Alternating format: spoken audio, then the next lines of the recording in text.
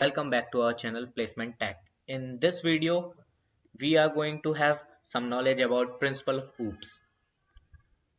In OOPS, there are four main pillars that consist of encapsulation, abstraction, polymorphism, and inheritance. These are the main principle of OOPS, which are the basic building blocks of the C++ language. In this video, we are going to have detail about encapsulation and data abstraction. Firstly, we will focus on the encapsulation. Encapsulation means data wrapping and function together as a single unit.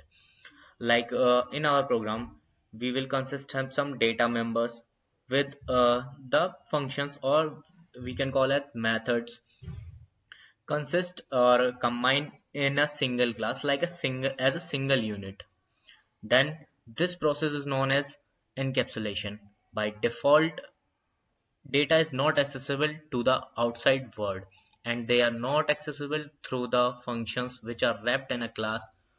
Prevention of data direct access by the program is called data hiding or information hiding. Example of encapsulation. Firstly, we will take header file. Then we will create a class rectangle. Then private access specifier we will use. We will declare int length, width, and again we will take public as a specifier, void area, int length and breadth. Length is equal to len, breadth is equal to bre. Then we will come to the output, that what output we want. Then we will declare area, length into breadth. Then we will come to the main function rectangle, ob, int length and breadth that is already been declared by us. Then we will come to the output, in what format we want our output. Enter the value of length and breadth, cin, by which we will take the values or the input. Now come to the output. Here the whole program is run and this output will come. Data abstraction. After encapsulation, second one is data abstraction. Data abstraction referred to the act of representing essential feature without including the background detail and explanation. We want to run whole program without telling all the processes and all the features. Classes use the concept of abstraction and are defined as a list of attributes such as size, weight, cost, and function.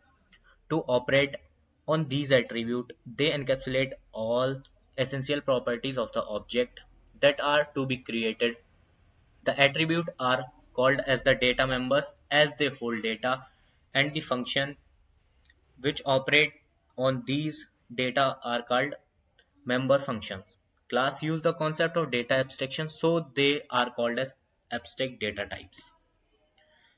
Now we will come to the example. Firstly, we will create header file. After this, I have taken the class implement abstraction. After that, private as access specifier, in which we will declare int ab. By using private access specifier, we have hide some data in int a or b. After that, public void set int x or y. A is equal to x, b is equal to y. Void display. After that, we will come to the output, cout. A is equal to or b is equal to.